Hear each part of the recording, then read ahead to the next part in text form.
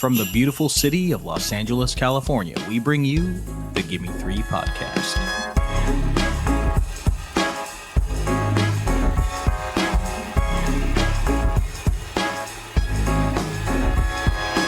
Welcome back, cinephiles, cinema lovers, movie appreciators, to the Gimme Three Podcast, a series for cinephiles.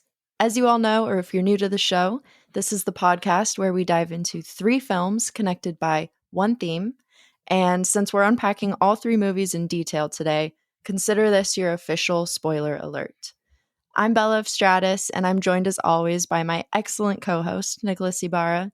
Nick, how are you today? I'm excellent. You know, it's we are getting into the season here, the season for giving, the season for living, and we got a really fun theme for everybody today.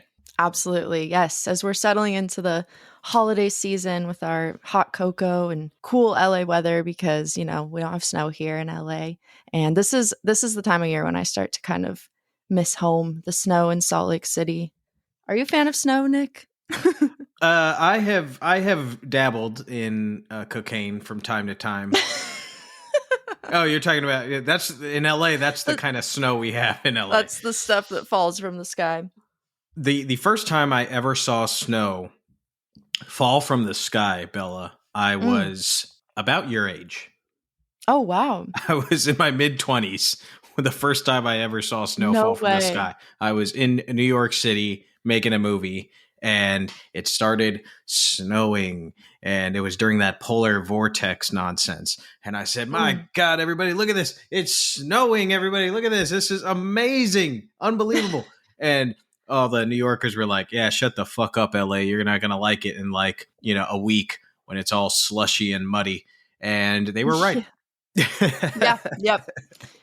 Yeah. No, I have a love-hate relationship for that reason. I do like snow. I especially like to look at it. Yes, from afar, from a cozy fireplace inside. Safe distance. I feel that. Yeah, so we're so excited to bring you guys a festive episode today called Christmas or Not. We're going to be talking about 3 movies that fall into the great debate. Are they Christmas movies or are they not? What makes a movie an official Christmas movie? And is a Christmas-themed movie not a Christmas movie? There's a lot of Christmas, but there seems to be a very fine line between the two, and it really depends on who you're asking. So, for example, classic official Christmas movies like Elf or The Polar Express go all in on the Christmas spirit. You know, they even have Santa Claus as a key role in both movies. So I refuse to believe there's a single person on this planet who says those aren't Christmas movies. That would be pretty ridiculous. Those would just be contrarians for the sake of being a contrarian. Exactly. But then you have It's a Wonderful Life, a film that many agree is a Christmas classic as well.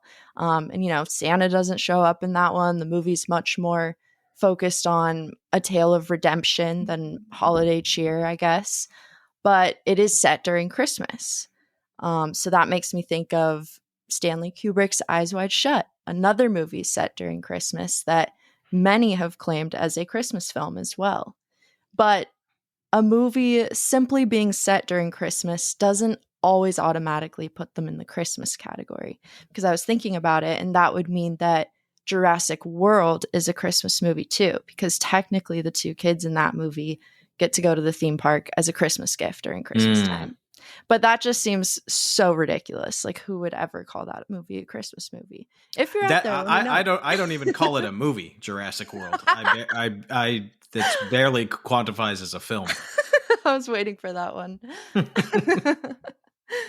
But then there's Harry Potter too, which many fans have labeled as a whole series to watch during the holidays. You know, that first movie, The Sorcerer's Stone, has the most magical Christmas scene at Hogwarts, and it's only maybe 10 minutes of the entire movie, but based off of that one little scene, I too would say it's the season to watch Harry Potter. So, you know, it's easy to see why this debate exists. Yeah. And today we're diving into 3 of the biggest Christmas themed contenders. So without further ado, Nick, take us away with our first film up for the debate. Here we go. We're kicking things off with a bona fide classic. This is a classic film. One of my all-time favorites. This is Billy Wilder's 1960 romantic dramedy, The Apartment, which follows a schlub, a schmuck, a way too nice for his own good hombre, C.C. Baxter, who is played by the incomparable Jack Lemmon. And, the C.C. Baxter, he starts off by narrating the film. He talks about his job, which seems pretty mundane. He's just like inputting numbers and data, essentially. And he talks about his life, which involves him hanging around at work, well after quitting time. And it's like, what the hell? Why would anybody do that? Well, it is because his apartment is frequently occupied by some of his freaky-ass superiors at the office. That's right. 4 of Baxter's bosses have muscled him into letting them use his apartment so that way they can have their extramarital affairs hidden from the public view, And the whole situation is just crazy and so overwhelming. Baxter has to keep a calendar just to keep all their dates straight. And they often are disrespecting his time. They stay longer than they're supposed to. Hiya, buddy boy. I'm in this bar on 61st Street, and I got to thinking about you, and I figured I'd give you a little buzz. Well, that's very nice of you, but who is this? Dobish. Joe Dobish in administration? Oh, yeah, Mr. Dobish. I didn't recognize your voice. That's okay, buddy boy. Now, like I was saying, I'm in this joint on 61st, and I think I got lucky. I'm sorry, Mr. Dobish. I'd like to help you fellas out, but it's sort of late, so why don't we make it some other time? Listen, kid, I can't pass this up. She looks like Marilyn Monroe. Oh, I'm already in bed, and I've taken a sleeping pill, so I'm afraid the answer is no. Look, Baxter, we're making out the monthly efficiency rating, and I'm putting you in the top 10. Now, you don't want to louse yourself up, do you? Of course not, but how can I be efficient in the office if I don't get enough sleep at night? It's only 11. And I just want the place for 45 minutes. I'm getting lonely. Who are you talking to anyway? My mother. Oh, that's sweet. That's real sweet. Ooh. Make it 30 minutes. But you know what? There are two things that keep old C.C. Baxter chugging along. 2 things that put a smile on his face, even while he's clearly being hosed. Number 1. These 4 bosses continually promise that they're gonna put in a good word for him, for the boss of all bosses, Mr. Sheldrake, who's played by the great Fred McMurray. They say, "Hey, you keep letting us use your pad, and we're gonna get you that promotion with Mr. Sheldrake. Don't you worry about it." Okay, reason number 2 that Baxter keeps chugging along here. The only place where Baxter actually finds some goddamn respect in this world and some, a nice, lovely, cordial discussion is from the incredibly charming, unbelievably beautiful elevator operator, Fran Kubelik, who's played by the amazing Shirley MacLaine. What did you do to your hair? It was making me nervous, so I chopped it off. Big mistake, huh? No, I don't like it. You got a Lulu. Huh? Yeah, I better not get too close. And I never catch colds. Really? I was reading some figures from the Sickness and Accident Claims Division. Do you know that the average New Yorker between the ages of 20 and 50 has 2.5 colds a year? Now that makes me feel just terrible. Why? Well, to make the figures come out even, if I have no colds a year, some poor slob must have 5 colds a year. Yeah, it's me. Should have stayed in bed this morning. I should have stayed in bed last night. And Fran, much like Baxter, is shown no respect around the office. She's looked down on. She's getting harassed, people grabbing her ass and shit. Mm-hmm. And, she's very observant about how mannerless the entire staff is when they enter this elevator. And Baxter has a bit of a crush on Miss Kubelik, and who wouldn't? And, Miss Kubelik's kind of taken a liking to Baxter as well. But on Christmas Eve, during this, booze-filled office Christmas party, I mean, these people are getting fucking ratchet in this bitch. They are just dancing on tables and fucking stripping. I was like, whoa. Anyways, all these characters kind of come to a collision course. You see, Sheldrake actually did make good on his promise of promoting Baxter, and he got a new office, window view, a new title, but under one condition. Mr. Sheldrake can use the apartment for you know what, and I think you do. But it's at this Christmas party that Baxter discovers who Sheldrake's mystery woman is. It is indeed Miss Fran Kubelik. What Baxter doesn't know is that Fran Kubelik has had her poor little heart, trounced on by this man, this Mr. Sheldrake. And she is seriously considering ending things. And when I say ending things, I mean ending things. So this messy set of circumstances leads to a very eventful Christmas for Fran and Baxter and all of Baxter's neighbors as well. Yeah. Bella, The Apartment, what do you say? Christmas movie or not Christmas movie? Oh, this is a tough one. This was a tough one for me. I'm honestly like right on the line. I feel like it's, obviously it's not exactly a Christmas movie in the sense of a Christmas Story, How the Grinch Christmas, all that kind of stuff. Right. I want to watch it every Christmas alongside the rest of those films. Like I fell in love with this movie, so I immediately decided it's going to be my new tradition to watch it every December. But, obviously it takes place during the holidays, so there's a lot of Christmas iconography, Christmas trees, snow, presents, Christmas office parties, crazy Christmas office parties. But then it also goes all the way through New Year's Eve. And I feel like most Christmas movies end with Christmas. Yeah, I too am on the fence with this one. I'm leaning not a Christmas movie. That's where I'm leaning right now. Although it does take place at Christmas. Right. A bulk of the film, as you mentioned, takes place basically from Christmas to New Year's. It's kind of like where Act 2 to the end of the film takes place. Yeah. But there is a certain, earlier you were talking about like what makes a Christmas movie. There's a certain feeling that I think I'm looking for. It's like you just feel it. And there's a certain holiday spirit that's missing from this movie. And I'm not saying that holiday spirit needs to be cheerful, as we're going to get into in our next film.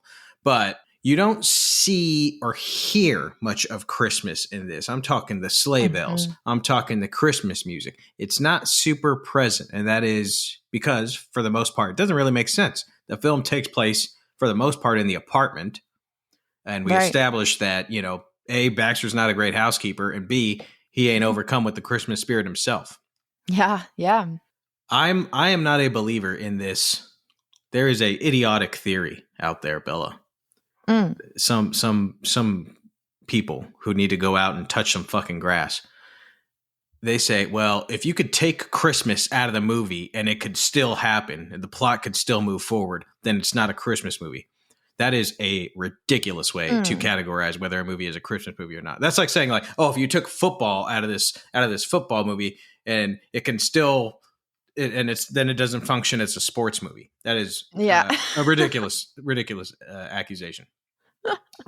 But I will say, I've seen this film many times. I think it is an all-timer. I adore it. It's a favorite of mine. I am so enamored with the balance of the comedy and the drama in this film, which we're going to get into, like talking about the film in a second. But when we were looking at the options for this episode, Sonja happened to mention, she's like, hey, what about The Apartment? I said, oh yeah, I guess that does take place at Christmas. So when I think of The Apartment, there are so many wonderful things, wonderful elements that come to mind. Shirley MacLaine, Jack Lemmon, Fred McMurray, just I remember, certain scenes, vividly, but Christmas is not one of the things that comes to mind when I think of The Apartment. So I am going to lean no, but I don't feel strongly about it. But I'm saying no Christmas movie. Okay. Yeah. No, I feel like I agree with you. I feel like The Apartment could arguably be like an anti-Christmas movie because, or I don't even know if that's the right word to use, but one thing that I'm thought of like anti-Christmas because it's like not totally Christmas, but still kind of Christmas in the sense that this movie really captures like the real loneliness of Christmas that is very, very real for a lot of people. Certainly. And, almost every character in this movie is lonely. Baxter is so alone that he's okay with renting out his apartment to multiple people in his office to go have affairs in. Like that's a whole other issue in itself. And then Fran is just the ultimate hopeless romantic. Mm-hmm. Rotten luck when it comes to men. I kind of say that with air quotes because, you know, I don't know if she has the best taste if she's going after guys like fucking Mr. Sheldrake. Yeah. Who's just another deeply, deeply lonely guy who certainly. Yeah. You know, feels the need to cheat on his wife with every single young woman that walks through his office doors. So, and then of course all the other office guys having affairs. So it's a very lonely cast or ensemble. And I think this movie also has one of the loneliest Christmas Eve scenes. We see Baxter getting wasted at a bar with a random woman, and Fran tries to take her own life at his apartment. And that woman that he's having the drinks and the dancing with at that bar, she's got her own lonely stuff going because her husband's off fighting in a war or something, right? I think he's actually in jail. Oh, that's right. He's in jail. That's right. and she's like still like picking up other men, but she only talks about how cute her imprisoned husband is. Yeah, I loved that character. That's right. What do you think of Castro?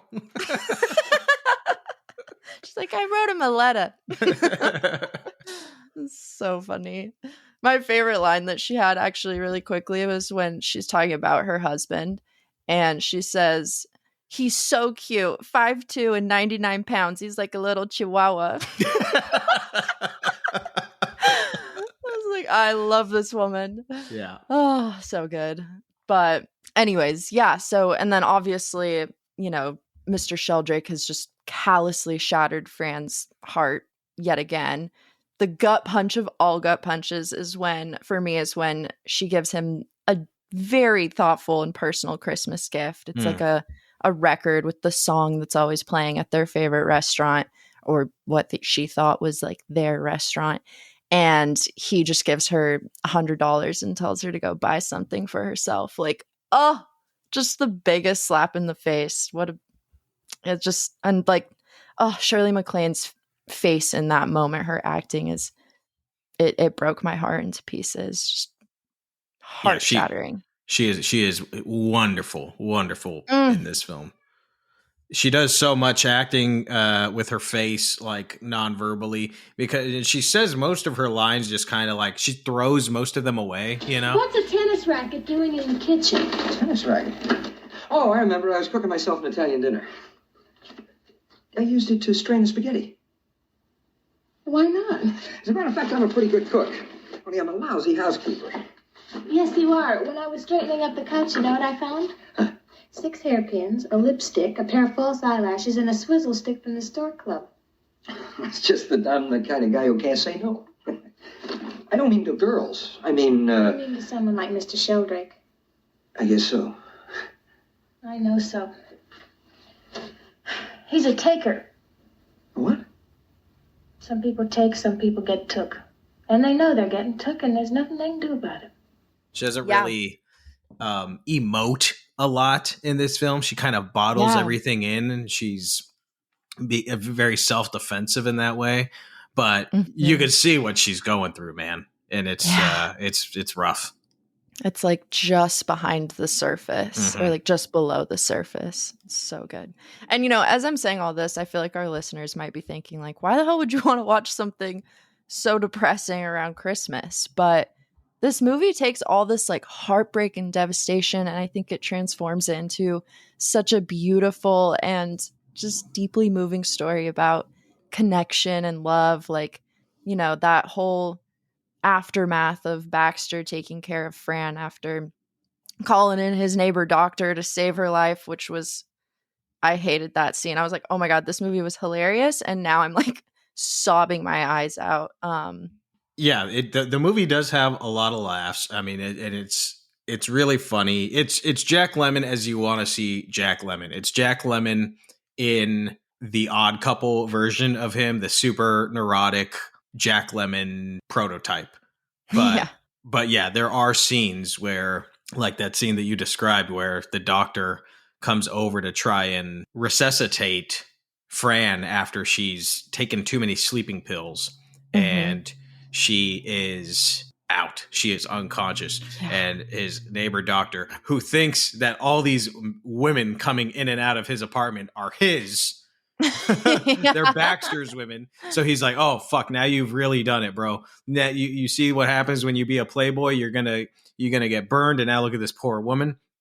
And they gotta pump her stomach, and the doctor's like, bam, smacking her just like super hard in the face, just like, bah, bah, wake up, wake horrible. up. It's like, oh my God. Throwing coffee down her throat. Like it gets real serious and dark. In certain moments of this film. But, such is life. Such is life. It's got some laughs. It's got some cries. And ultimately, it's got a happy ending. Exactly. Like, after all of that, Baxter and Fran form such a connection and bond. Like, just, it's one that's just so open and caring and loving. And, it's right on the line of like romance and friendship, which I love. And it just feels like such a real and genuine human connection. It's so heartwarming. Yeah, it's a masterful piece of work. I think it won something like 5 Academy Awards. Obviously Billy Wilder, one of the all-time greats. I think he took home Best Director for this one. This movie laid a lot of the groundwork for the romantic comedies that would come after it. And one of the things that I really love is like some of the setups and payoffs that they have with this movie for like all my screenwriter listeners. Watch this movie for the setups and the payoffs, man. Yeah. They set up some little props or little things or little lines, and they pay him back in spades. You have this broken mirror that is left at Baxter's apartment that he found that ends up being Fran's, and he delivers it to Mr. Sheldrake, and he says, somebody left this mirror at the apartment. It's probably your lady's. The mirror's broken. And he says, I didn't break it. It was broken like that when I found it. Later, when Fran offers her mirror to Baxter, that's how he discovers that she's the other woman, because it's her broken mirror. And he says, oh shit, the mirror, it's broken. She goes, I know, I like it that way. It makes me look the way I feel. It's like, sheesh, that's dramatic. Yeah, what a one-liner right there. Yeah. So good. Yeah. It's a great movie. It's a timeless movie. I even got my boyfriend to watch it with me, which was a big milestone because usually he wants to. Yes, black and white is one of his rules of no-go, and then nothing before 1980. So we were really pushing it. Wow. Nothing before 1980, huh? I've told him 1,000 times. It's so ridiculous, but that's when movies started getting shitty. Yeah. I know. I was like, at least push it back to 70. Like, you got to see the 70s. But so now it's 60s, which is great. So, for all our popcorn movie listeners that are, like him, I don't like black and white, I don't like any of that stuff. You too can enjoy The Apartment because he liked it. He liked it. Well, you know what I say when somebody tells me like, I don't want to watch it, I don't like black and white movies. I always say, oh, this is not black and white. This is in white and black. I love that. I'm going to start saying that. Again, one of my favorites, but I'm going to say my personal opinion. Soft no on the Christmas movie. A soft no for me. But if for you listeners, if it's a Christmas movie, and you want to watch it every Christmas, I feel you. I support it. I say watch it every Christmas. I say watch it every Cinco de Mayo because it's just a goddamn good movie, Yeah, any time of the year. And Bella, what was your final answer? Did you say yay or nay? Yeah, I think I'm gonna say nay, but like I'm probably still gonna watch it around Christmas. Okay. I don't know if that makes any sense. So a soft nay, or the jury's still out for you, perhaps. Jury might still be out for me. Yeah, we'll see next year. Yeah. Okay. Cool. That's fair. Here we go. I mean, this is what this whole episode's about. Yeah.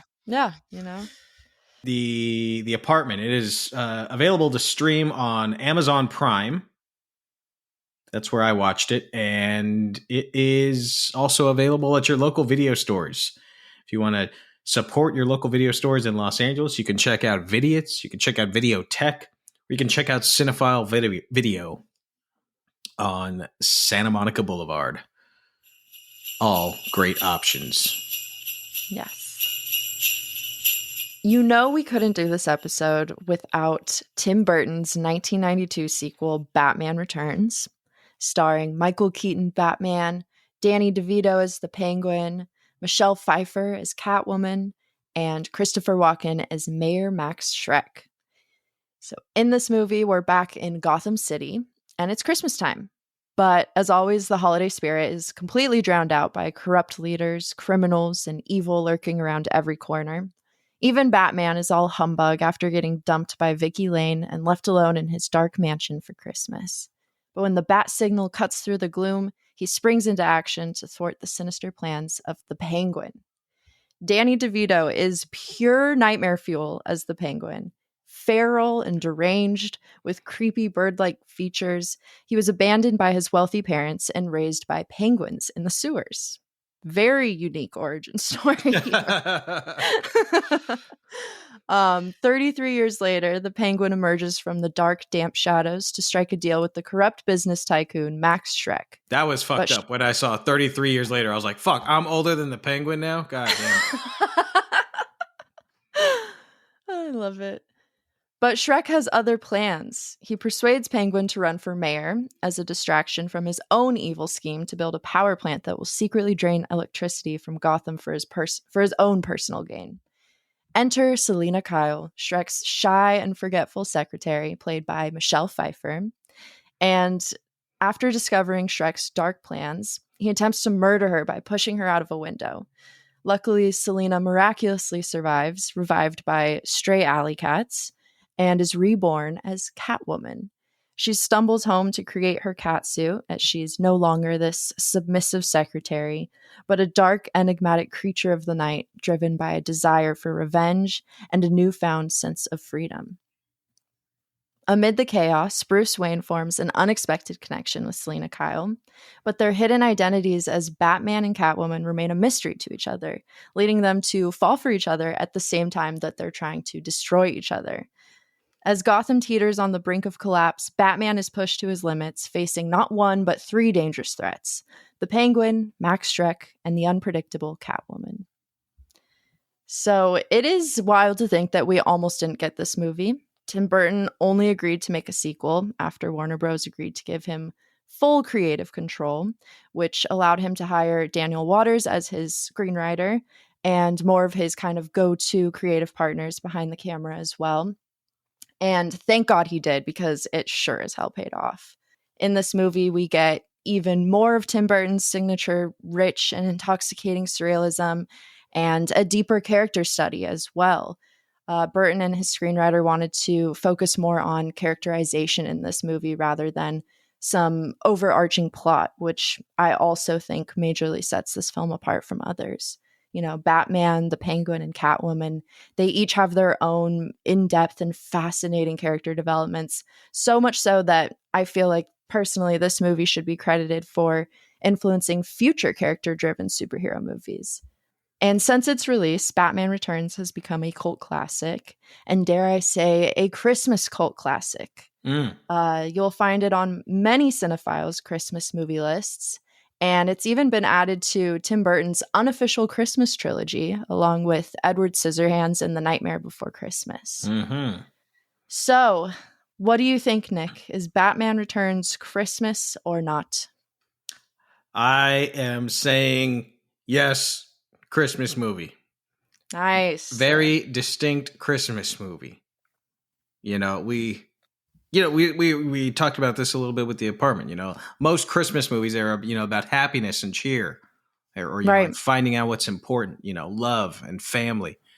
But, you know, sadly, sometimes holiday season isn't always cheerful for some people, you know. It's a season where depression can set in and people are either missing loved ones or people got no family at all.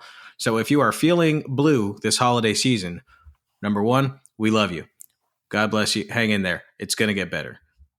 Number two, this is the Christmas movie for you. Because Batman Returns, it basks in the melancholy Christmas. You have these three characters who are kind of like The Apartment, just extremely lonely characters during this holiday season. You got the Penguin dealing with his weird trauma of being abandoned by his parents. You got Selena Kyle dealing with her sense of identity and not feeling loved and being a loner. And Bruce dealing with his breakup. And, you know, he's just always a depressing downer of a dude. Yeah. So you got all these characters asking, you know, the kind of the same question. Who am I? Who's my family? You know? Yeah. And there are, I think a lot of people can feel that at the end of the year. And, you know, a lot of Christmas movies explore those questions, but they always wrap it up in a cheerful little bow. This film does not end so cheerfully. It's got a very honest, a very grounded ending, which is rare for a Christmas movie and even more rare for a comic book movie. So I'm saying a firm yes to a unique Christmas movie. Yeah, I totally agree. I think this is 100% Christmas. This movie, I feel like, kind of helped me to figure out my Christmas criteria for a movie. Okay. So it's three things. So we've got... Here we go. Give me three. Give me three.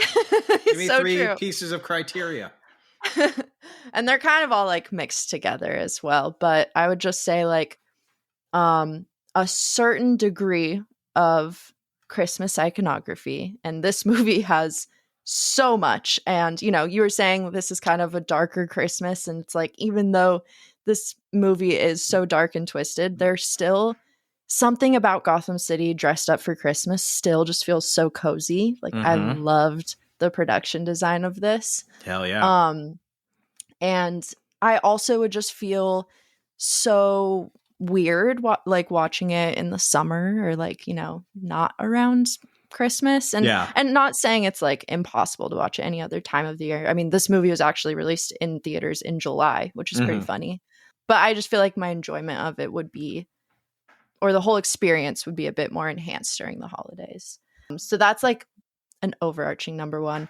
Two is Christmas woven into the plot. So like Christmas is not simply, I mean, maybe I'm stretching with this, but it's not totally just the backdrop of this movie. Like there are certain Christmas elements that are woven into the script and like even major plot points. Like there's this pivotal line and moment in the film that is directly linked to mistletoe.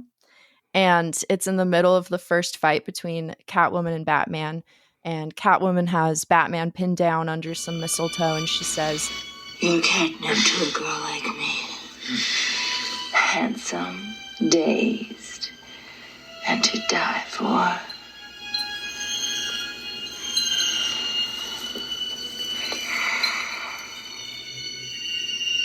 Mistletoe can be deadly if you eat it. But a kiss can be even deadlier if you mean it. Cut to the final act of the film. Selena and Bruce have completely fallen for each other. And while they're dancing together at a masquerade party as the only two people not wearing masks, because these are their true masks, which is just so iconic. Selena says, "A kiss under the mistletoe," and then quotes his "mistletoe can be deadly" line. And Bruce responds with her "kiss is even deadlier" line. And they have this amazing moment of realization. And it's so amazing. And such a big aspect of like the whole plot and kind of like the climax of coming together of this giant realization. And their worlds are almost like gonna crumble now because they're like, wait, so she's literally like, so does this mean we have to go fight? Right. It's so awesome. So that was a big one for me. And then third is the music. Danny Elfman, the longtime creative partner of Tim Burton, he's composed the score for all but 3 of Burton's films. And I would say he's a master of the creepy Christmas music genre. For the music in this film, he takes horror movie music instruments and blends them with like Christmas coded instruments. For example, the typical bad guy instrument in a movie, in movie scores, is usually the organ, which you'll hear a lot in this movie, especially during penguin scenes. You'll also hear the celesta, which I didn't know what the hell that was, but it's a keyboard that makes those light, sweet, innocent tones and notes that you would recognize from like Hedwig's theme from Harry Potter, or you've probably also heard it in The Shining.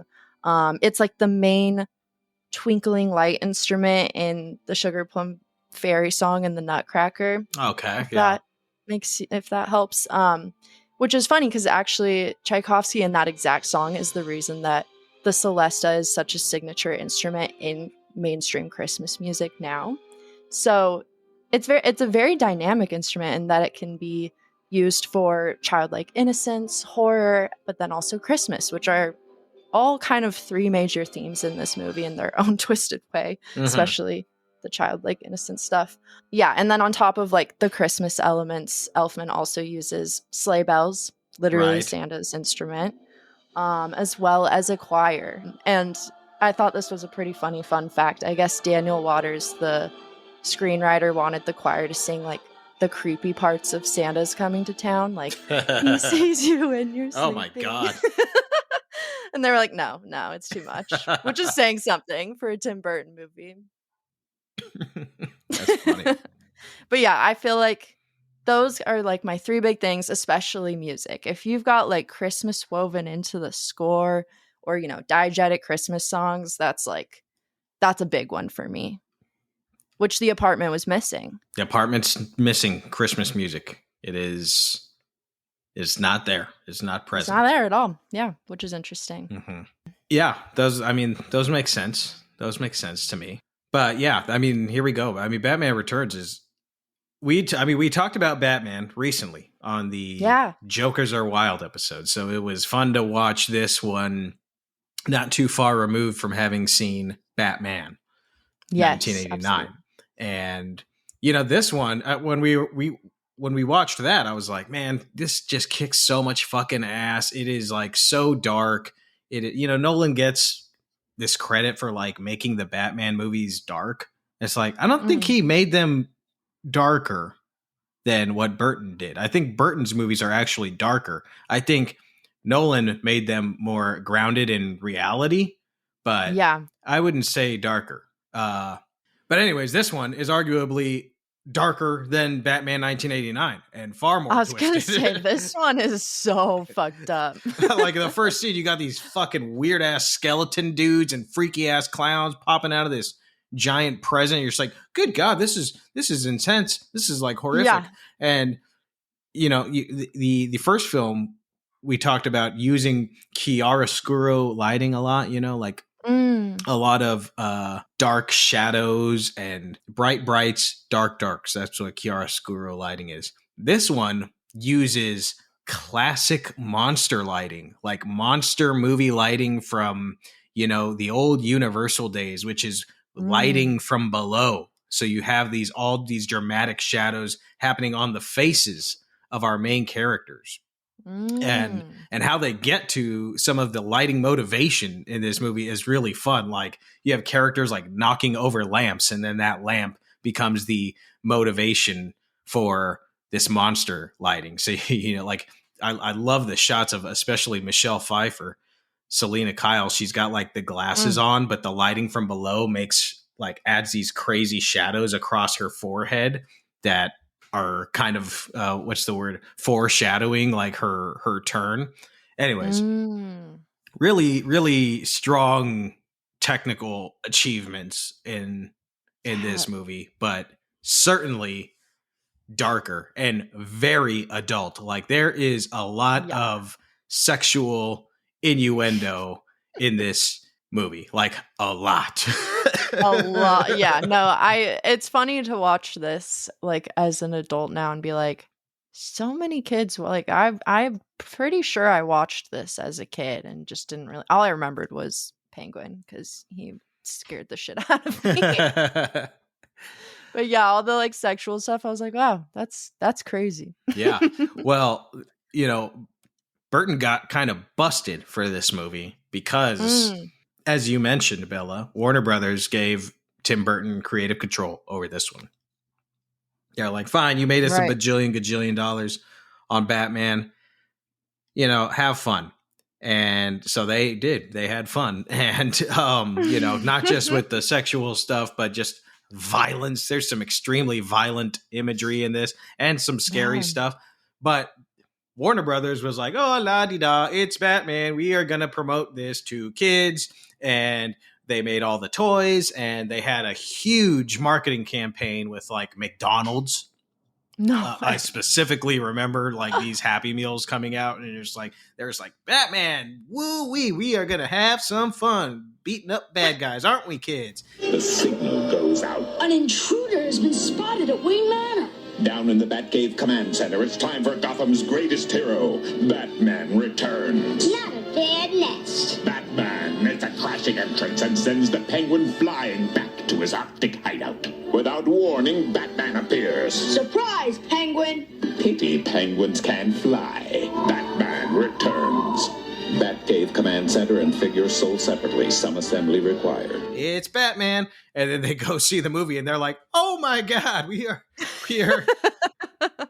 disturbed. What? And the parents are like, Jesus Christ, we can see. I mean, that Catwoman costume does not leave much to the imagination. It does not. Thankfully. Thanks for, whoever designed that costume. God bless you. Burton got busted. Warner Brothers got busted. There was a lot of protests around this movie when it came out. And many believe that this is part of the reason why Tim Burton did not get to make the third Batman, which he had ideas for. He was ready to go into making the third Batman, and Warner Brothers was like, yeah, no, we're not going to do that with you anymore. We want to sell toys. Oh man, I wish we could have seen what that. It would have been kick-ass. Like. Maybe they'll do it now that there's like full bore into the dark stuff. Just still have Matt Reeves do his Batman thing because I love the Batman. Have him, do his movies, but just why not? I mean, there's already got gajillion Batman, versions. Just say, hey, Burton, let's bring back Michael Keaton and let's do it. Let's do the third Batman of the Tim Burton trilogy now. Let's see what the fuck happens. I wouldn't put it past them. I wouldn't put it past them either because what else are they gonna do? Beetlejuice? Jesus. So true. I think probably actually. It's in the works, right? As we speak. Yeah. Okay. I got 3. You did Gimme 3 criteria for your Christmas movie. Yes. Well, yeah. I got Gimme 3 great quotes. My favorite quotes from Batman Returns. The first one is with Max. What's his name? Max Schreck. Yeah. Christopher Walken's character. He's getting harassed by all the media after he's brought in, the Penguin, risen him up from the sewers.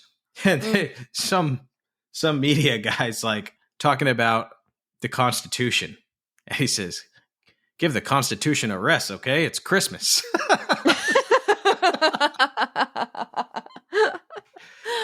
I love it. Probably my favorite line of the whole movie. Catwoman is robbing the department store that Max Schreck owns and she worked at. And she's just fucking causing chaos in there, busting glass and doing everything. And here comes a couple of security guys and they're all googly eyes over her because, it's her. And she whips the guns out of her hands with, her giant whip. And one of the security guards says, take it easy, lady. Our take home is under 300. And she goes, you're overpaid. Yeah. You're overpaid. Get lost. It's like, fuck yeah. So good. She has the best lines. Oh, dude. Once she becomes Catwoman, every single line that she says is so funny, so badass. Yes. Oh, man. I'm glad we talked about it now because we got a lot of crap when we did our Michelle Pfeiffer Spotlight episode earlier this year. I thought of that. I know. We chose some great Michelle Pfeiffer films. Check out that episode.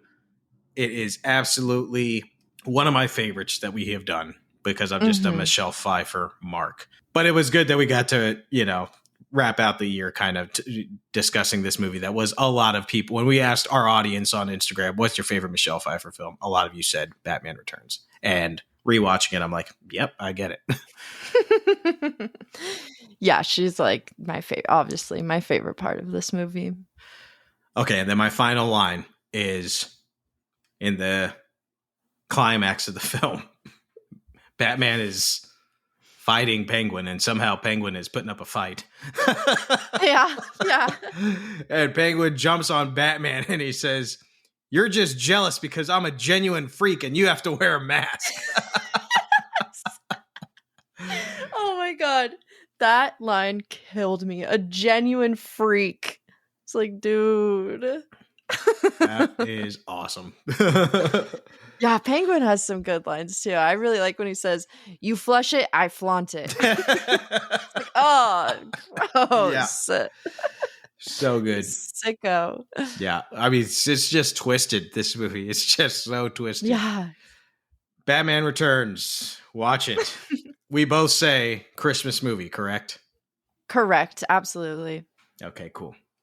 All right, my friends. There you have it. Batman Returns. We are both saying Christmas movie. It is available on HBO Max, or Max, as the corporations would call it. But we call it HBO Max here. Check it out and let us know what you think. And as I mentioned, don't forget to check out if you missed it, our Jokers Are Wild episode, where we talk about Batman 1989, also directed by Tim Burton. And check out our Michelle Pfeiffer Spotlight, where we talk about 3 excellent Michelle Pfeiffer movies, including Married to the Mob, The Witches of Eastwick, and Dangerous Liaison. How could I forget? Yeah. Yes. Dangerous Liaison. So check out those episodes. All right, my friends, we're going to take a quick break. During that break, you're going to hear from Gimme Three producer, LADFF festival director, and my wife, Sonja Mereu, for a segment that we call Sonja's Movie Minute, where she will be talking about not a Christmas movie. Spoiler alert. But a great movie, in fact. So listen to that, and right after that, we're going to be right back here on the Gimme Three podcast with one more hotly debated film. Christmas movie or not. Hello, I'm Sonja, and this is my Movie Minute. As a member of the Producers Guild, I get invited to a ton of advanced screenings around this time of year, and a good deal of them are followed by Q&As with members of the filmmaking team. The Q&As are intended to give the audience additional insight into the film, but even more importantly, they're intended to create an emotional or intellectual connection between the audience and the people who made the film, in the hopes of garnering award nominations and hopefully wins. Last week, I went to an advanced screening of Day of the Fight at the Arrow in Santa Monica. It was followed by a Q&A with writer, director, producer Jack Huston, producer Colleen Camp, and actors Ron Perlman and Michael Pitt. Day of the Fight follows a boxer, played by Michael Pitt, on the day before his first fight in 10 years. He's recently been released from prison and spends the day making amends and tying up loose ends before the big fight at Madison Square Garden that night. I really liked the movie, but I can't guarantee that I would have thought about it a ton after the fact. But it's impossible to say because the Q&A was so spectacular and emotional that I haven't been able to stop thinking about it since. This team accomplished exactly what all Q&As hope to achieve. They told the story of how difficult it was to get the film made, which got everyone in the audience on their side, rooting for this scrappy underdog project. Jack Huston talked about his intentions and hopes for the film, which made me think more deeply about all the choices he made. And the best part was that Michael Pitt, the lead actor, was late getting to the Q&A because he was at some previous event. So while we were waiting, the moderator asked Jack Huston, what did it mean to have your friend Michael Pitt star in the movie? I know you've been friends for a long time. And Jack Huston talked about how he first had the idea for this film on the set of Boardwalk Empire because Michael would do boxing exercises in between takes. And on the set, they had formed a bond that was like being brothers. So when he wrote this movie, he wrote it with Michael in mind. He pictured him in every moment. He heard his voice saying every word. But when it came to getting financing, it was really almost impossible to get financing with Michael as the lead. Nobody wanted to take a chance on him. And several investors had said, if you will cast someone else in this role, you can have the money right away, but not Michael. So Jack and the producers walked away from several opportunities to finance their film until they knew that they could make it exactly how Jack wanted, with his friend Michael in this glorious lead performance. As Jack was telling the story, Michael appeared in the doorway of the theater, and everybody in the audience turned around and stood up and started clapping as he walked down the aisle and took his seat on stage. He had the biggest smile on his face, and you could tell that he just needed this recognition so badly. I'm getting emotional just thinking about it. Michael Pitt is one of my absolute favorite actors, and I know he'd been struggling with personal issues and was said to be hard to work with.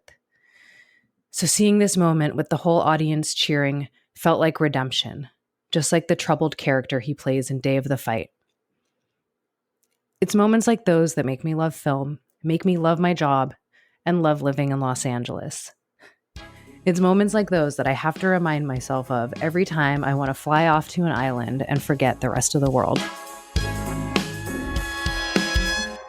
I guess I really don't know what Christmas is all about.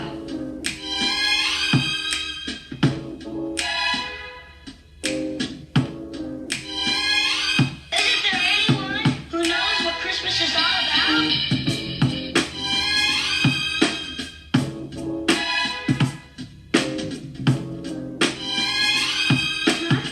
Christmas is all about. Chestnuts roasting.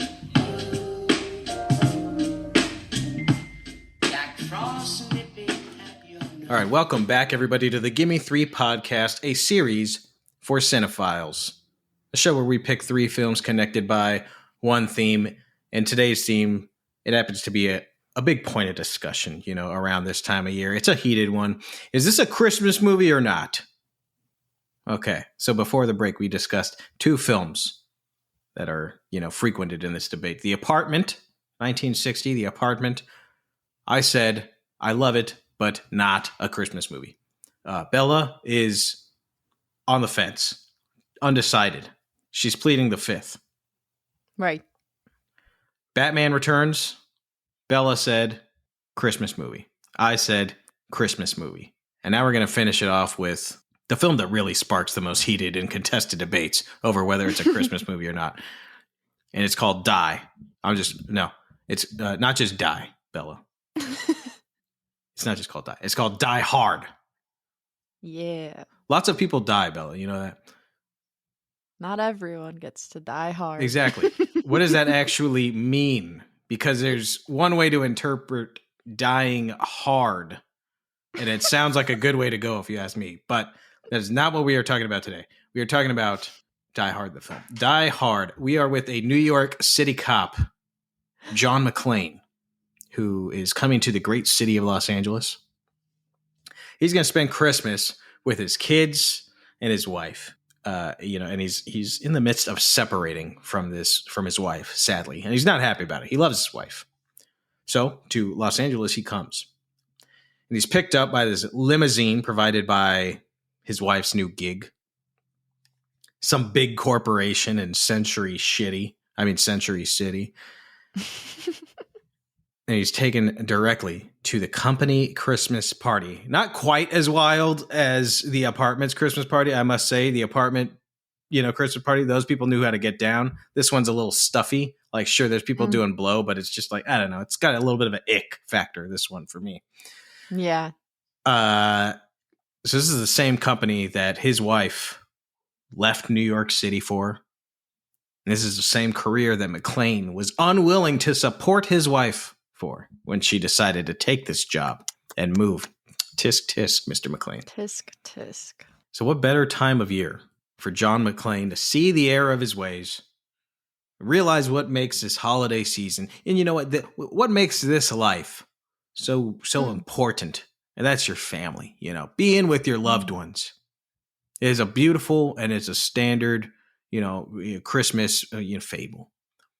Of course, there are also some terrorists that show up and they hijack the entire building and they take everyone, including John McCain's wife, as hostage. And John has to nearly destroy himself and the whole goddamn building to thwart these terrorists. But those are mere plot points. Bella, Die Hard. Christmas movie or not? I'm going to say, without a doubt, a Christmas movie. Yippee-ki-yay, motherfucker. Nice. Yes. Yep. I'm saying if Home Alone is a Christmas movie, then so is Die Hard. That is they are excellent. The same movie. That's a good point. That is One a is really just for good kids, point. The other's for adults. It's a good time. Holy shit, you're so right. It's pretty crazy, but but Die Hard actually is pretty one of a kind as a propaganda Christmas movie, and one that people still love even 36 years later, which is crazy. Yep. Yeah, it's hardcore propaganda.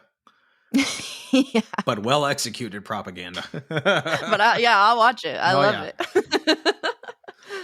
Yes, this is 100% a Christmas movie. If you don't think this is a Christmas movie, I don't like to come after our listeners because, we love our listeners. They are the reason we do this. We appreciate the support and you've kept us going. But if you don't think this is a Christmas movie, I'm not going to give you 3. This is Gimme 5.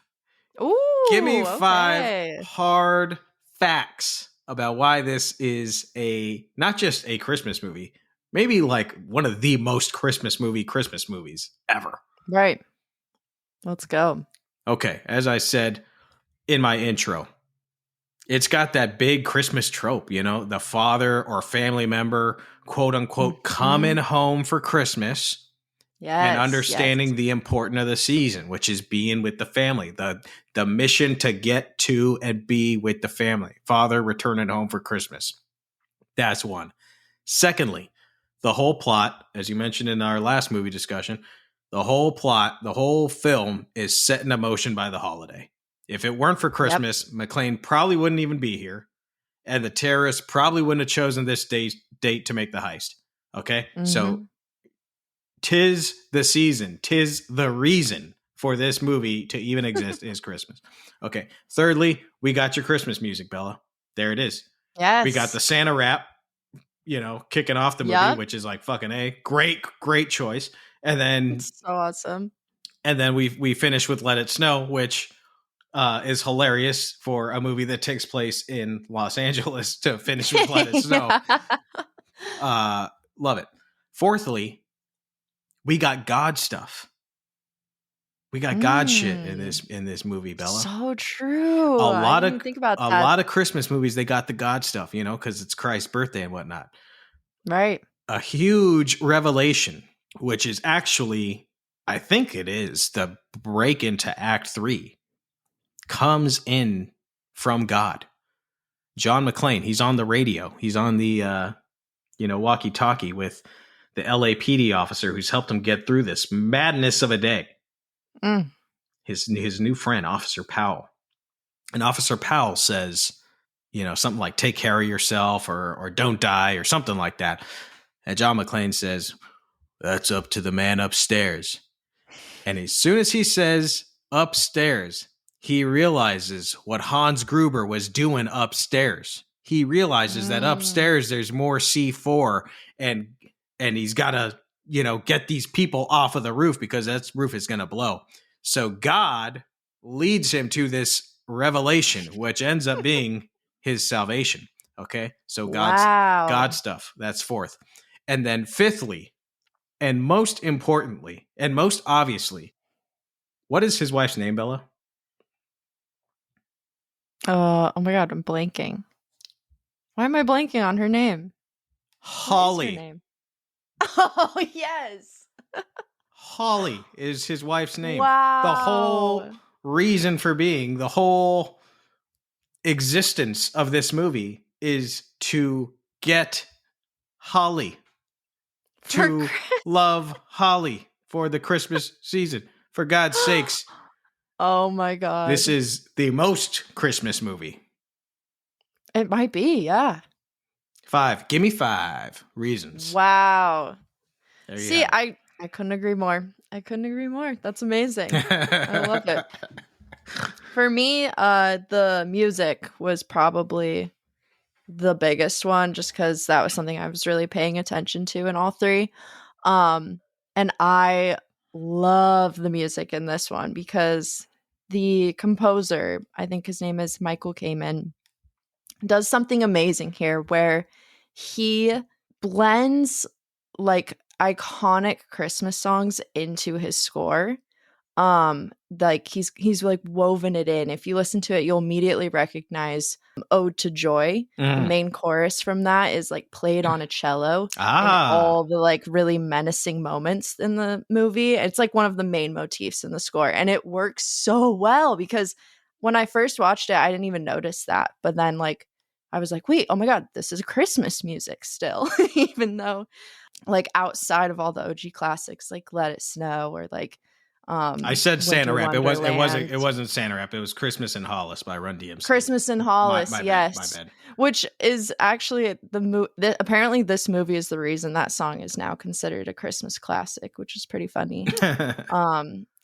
Especially like, you know, that when Argyle, the limo driver, puts it on, John is like, "You got any Christmas music?" And he's like, "This is Christmas music." Yeah. So he said it. And then of course we also get sleigh bells in the score. So that the like short main title of this like theme of this movie is essentially just ominous sleigh bells. And yeah, if you listen really closely, you'll notice them play like jingling whenever something threatening or ominous is happening. Like when Hans and his crew enter the Nakatomi Plaza, the score gets really, really quiet and the sleigh bells kind of start taking over the silence. And I just love that. It's kind of like a silly little tongue-in-cheek contrast to the festive season, and similar to how they're used in Danny Elfman's score for Batman Returns as well. Yeah. I agree. I agree with all of your points. You know, I was thinking because I was coming up with, I was like starting to write out like why it's a Christmas movie, and I was like gonna go with just 3, and then I was like, wait a second, there's the God stuff, and then the so I was like, oh, 5. I mean, who could deny this? But I think I discovered why. Or I have a theory. I'm really curious of why people say this is not a Christmas movie. And you know what it is, Bella? It is discrimination. Oh. It is discrimination against my city of Los Angeles. Because if this movie took place in, I don't know, let's say New York City, and it was a white Christmas and it's snowing, nobody would even question it. But because it's so true. But because my city has a little bit of stuff to offer, like, I don't know, palm trees and clear skies, they say, bah, humbug, not a Christmas movie. Well, we believe in the holiday spirit too, goddammit, here in Los Angeles. Just because we don't need snow. We don't need snow to make us feel the Christmas spirit. We are just living it, baby. It's funny. I feel like I have like 2 identities now. I kind of need snow. Whose side are you on, City, but I love LA. Oh man, that is so funny. That's totally it, though. I never would have thought about that. It just came to me. I think that's why some people are apprehensive to call it a Christmas movie, is because there's no snow. It doesn't look like Christmas. Yeah, it doesn't look like Christmas. And it probably wasn't shot around Christmas. Why would it be? Probably, shot it in August or something. Yeah. But yes, Bella, if you ever want snow, it's only an hour away. Just go to Mount Baldy. So true. An hour away. Yeah, so Die Hard. Die Hard. Not just Die. Die Hard. Die Hard is a Christmas movie. Any final thoughts on the film, Bella? Just want to shout out Alan Rickman. I think this movie could have also been called The Many Accents of Alan Rickman. Yeah. The way he's like going in and out of his like German accent back to British, but then he also does the American accent at one point. I was like, oh wow, okay. Yeah, The Many Accents of Alan Rickman. That's great. So good. Yeah, I mean, aside from it being 100% a Christmas movie, this movie is, as Bella said, is it propaganda? Sure. But it is really well executed. And every single minute of this movie, from once the terrorists take over the building, every minute to every other minute, there is some wild obstacle put in front of John McClane. And it's just obstacle after obstacle after obstacle. And he just overcomes all of them. And, you know, screenwriting school, they always say you got to put your main characters through some shit, you know, in Act 2. It's like, Jesus Christ, they put this character through some shit in Act 2. Let me tell you, there is dilemmas and stuff that this man has to overcome everywhere he turns. And what's cool about this movie is a lot of the character development is done through action sequences in this movie also. So aside from it being 100% a Christmas movie, it's just a fun thrill ride. They play it so fun every single year at the New Beverly Cinema on December 23rd and on Christmas Eve on December 24th, because it's a Christmas movie. They play it every year. So if you live in Los Angeles and you haven't seen it on the big screen, the Bev crowd always gets lit for it. Man, I already have FOMO. I wish I could take the New Beverly with me to Salt Lake City. You got to home for the holidays. You got to start a New Bev, Salt Lake City New Bev. I know. SLC New Bev. So check it out. And if you don't want to go to the Bev or you don't live in Los Angeles, it is available to stream on Amazon Prime. Is that where we watched this? I think I watched it on either that or Max, because Max has a bunch of like holiday movies right now. Let me double check though. Oh yeah. What the wait, hell? no. It says Hulu. It is available to stream on Hulu. I see Amazon Prime. I see Tubi. I see Disney Plus, and I see AMC Plus. So it is available. It is available to watch. Yeah, you can get it anywhere. You can get it pretty much anywhere. Pretty much if you just shout Die Hard in the air, it'll start playing. It will appear on some TV near you. This was fun. Christmas movie or not. Maybe we'll have to do it again next year and discuss some more hotly debated Christmas movies or not. There's still so many. Yes, that's a wrap on our Christmas or Not episode. I'm glad we got to the bottom of things with these 3 movies. Yes. So thank you so much for listening, everyone. We hope you enjoyed, and please let us know what you think. Let us know if you think these movies are Christmas movies or not. What anti-Christmas or Christmas-themed movies do you watch this time of year? You can send us a quick text right now. Just scroll down to the episode description and click the Send Us a Text link. Send us your movie recommendations, movies you want to hear us talk about on the podcast, or themes you want to hear on the show. We love to hear from you guys, and we always appreciate the feedback. You can also follow us on Instagram at Gimme Three Podcast. That's GIMME, spell out 3 podcast, Gimme Three Podcast. We post a fun little edit of all the films featured in our episode each week, behind the scenes photos from each movie, and we also have a bunch of polls on our story for y'all to vote on the next films we talk about, so stay tuned for more. And if you love the show and you want even more content, you can subscribe to our Patreon at the link in our episode description for just $5 a month. Every month we post a spoiler-free episode featuring 6 movie recommendations based on our watch lists from the previous month. Those are always so much fun, and you won't want to miss out on our recommendations and reviews of those films. Also, if you set our episodes to automatically download on Spotify or Apple Podcasts, that's a super easy but major way to support our show. Helps us reach even more cinephiles like yourselves. Alrighty, now you can tell our lovely listeners where they can find you on the socials, Nick. On Letterboxd, on Instagram, and on Blue Sky, you can find me at Nicholas Ibarra.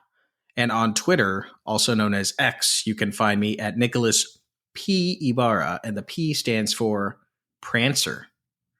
Ooh, love it. I was trying to guess. I was like, peppermint? Oh, peppermint would be a good one, too. But I like Prancer better. You can find me on Instagram at Portrait of a Cinephile or on Letterboxd at BF Stratus.